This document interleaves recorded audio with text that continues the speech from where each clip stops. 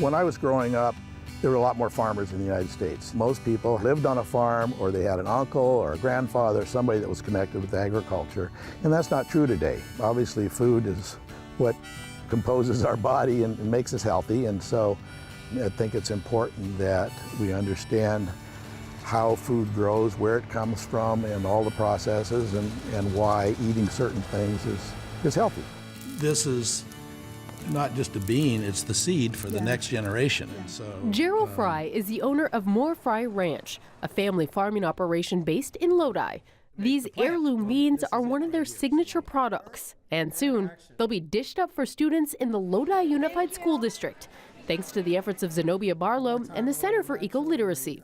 There's nearly 1 billion meals served in schools in the state of California annually. So there's huge potential for feeding children healthy food.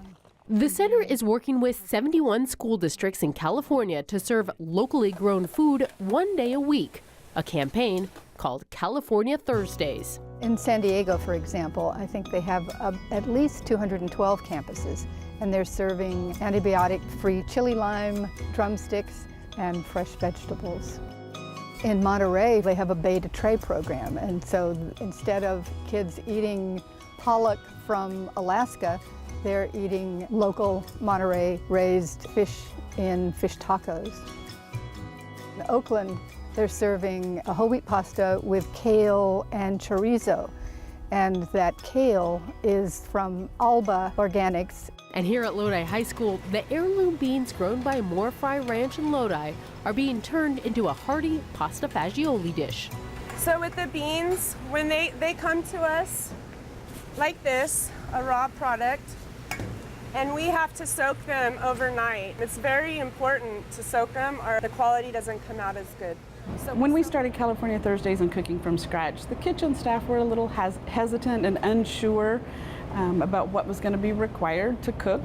It was a little bit of a transition for our staff, but once they could see the quality difference between a canned bean and a fresh bean and how beautiful these beans are, it really just got them excited about cooking and adding and introducing the students to that new product.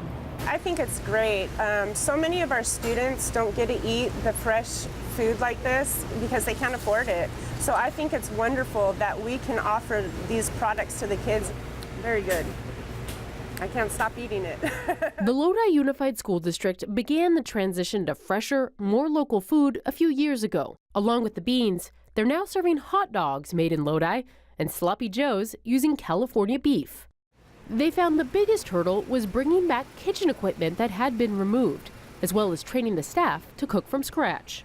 Traditionally, if you looked at 50 years ago, freshly prepared meals were the norm, but as the processed food and fast food convention occurred across the country, schools stopped building kitchens and started serving heat and thaw meals. And so this is the resurgence of sort of the old-fashioned way of cooking real food for real kids.